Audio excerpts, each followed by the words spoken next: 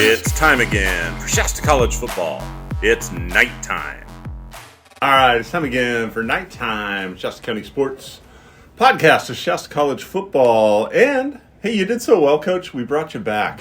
You didn't get a dub when we did it, but you did so well. We brought you back. Actually, Coach Brian Hamilton is on volleyball duty, so we got Coach Craig Thompson stubbing in. Aaron Williams here for Shasta County Sports, and Coach, appreciate your time. First of all.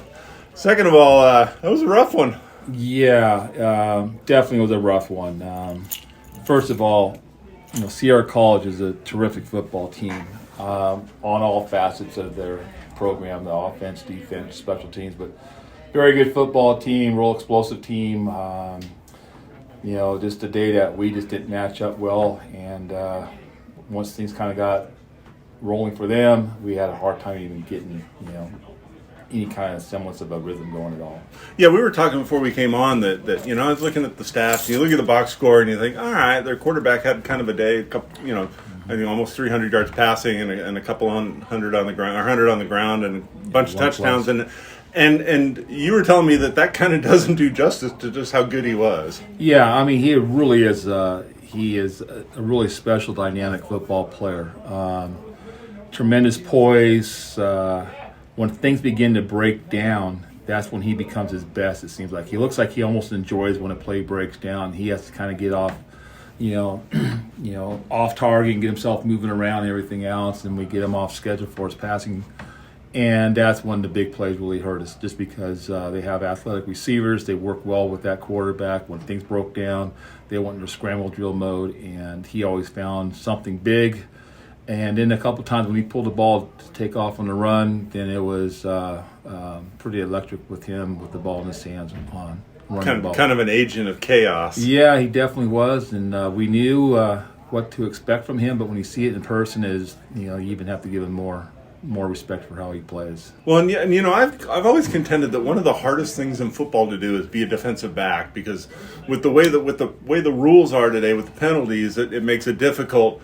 But when you have to extend your coverage against a guy that can extend plays and then you got your linebackers who are caught in kind of this no man's land, that makes it that much harder when you have to go off your defensive script, right? Yeah, well, absolutely. I mean, once that begins to break down, there is no more script except for you just try to attach to the nearest man and stay attached to it as long as you can. And it does. It puts those DBs in a really difficult situation. They got to be disciplined, keeping their eyes on that guy and stay attached to that, not let their eyes wander somewhere else and start looking at the quarterback, see where he's looking, see what he's doing. Because once they do that, then all of a sudden that guy separates from you, and that's when the quarterback finds him somewhere, just a couple yards away and open for a big play. It's a difficult position to play, and you're on an island, and most people in the stands will recognize immediately if you made a mistake as a DB. And it's just one of those things that comes with the territory. But I like our young men. We just weren't able to play good enough defense at all three levels. Kind of like my golf game, right? That I never remember the shots that I hit really well. I only remember the shots that I hit poorly. That's the same kind of thing with the DB, right? You don't remember those pass breakups. Well, we always tell them you have to have a short memory for sure. Something bad happened to you just the previous play, forget it. You got to move on to the next play. One of the things we talked about last week with Brian was that, going up against a Sierra team that probably on paper is better than you are, you kind of need to play that perfect game. And looking at the box score and everything that happened, the first half offensively just it wasn't there for you. Second half, you get a couple of touchdowns. Does it just snowball?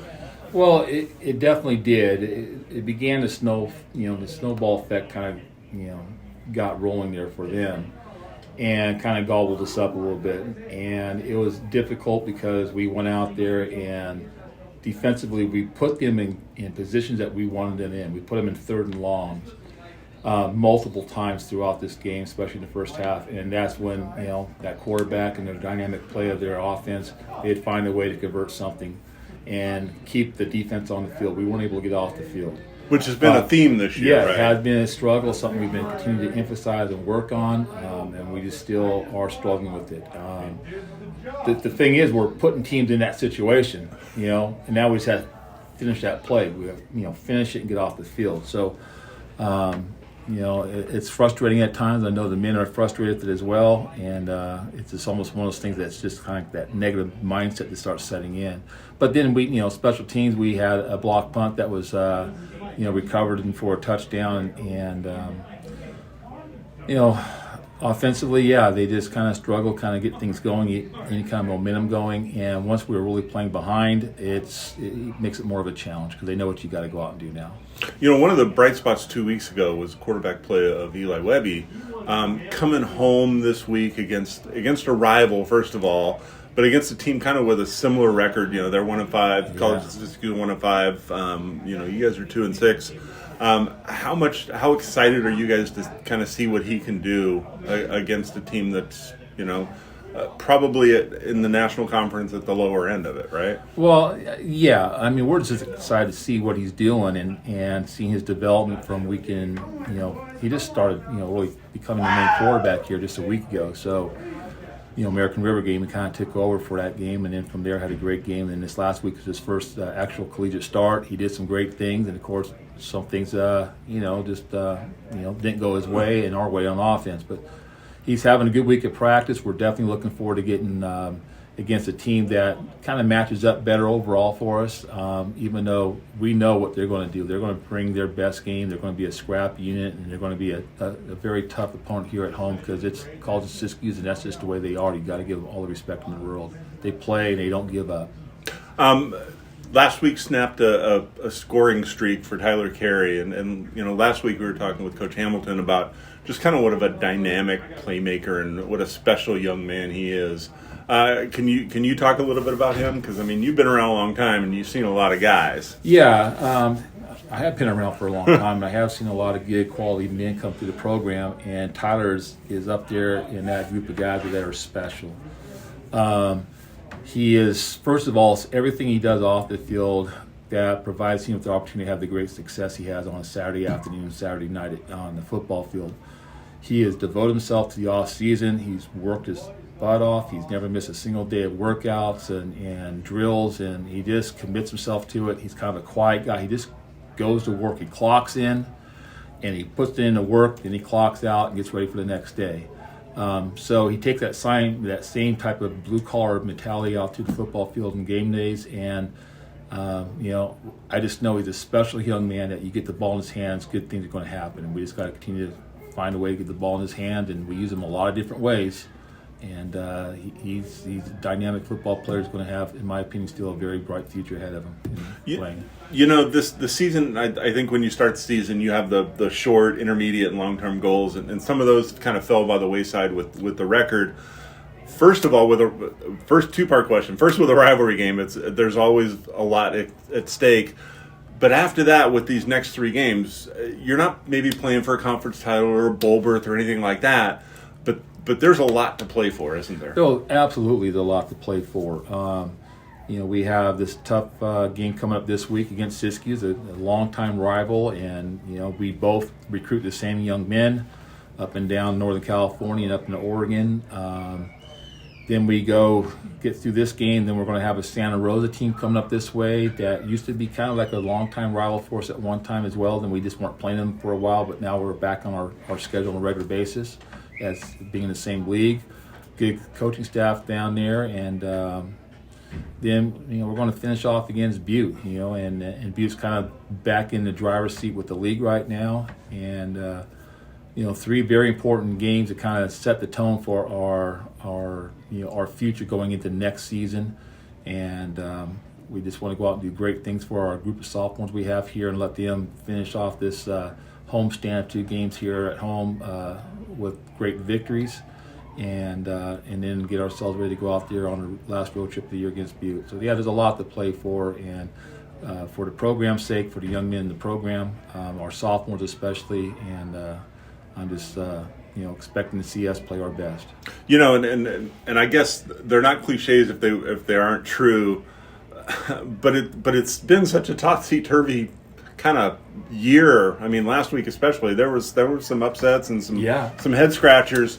You got to go into every week thinking, hey, why not us, right? Yeah, well, it truly is that way. And you just look across the board, the national division here, the equity is there.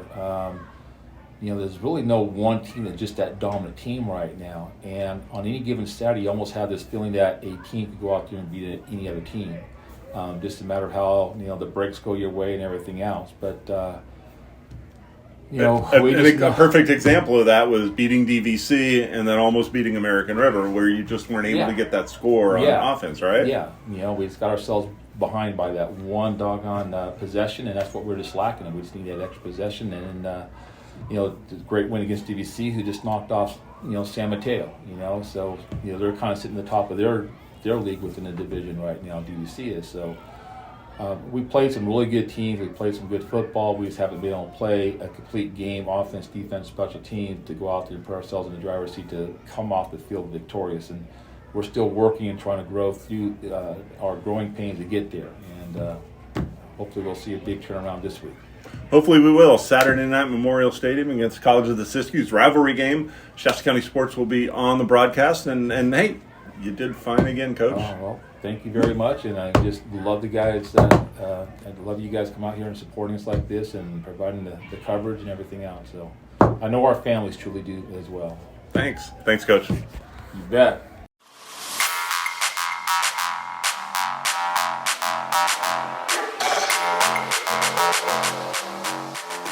You've been listening to Nighttime with Brian Hamilton. I'm Aaron Williams for Shasta County Sports. Nighttime is a Shasta County Sports production, brought to you by Shasta Orthopedics.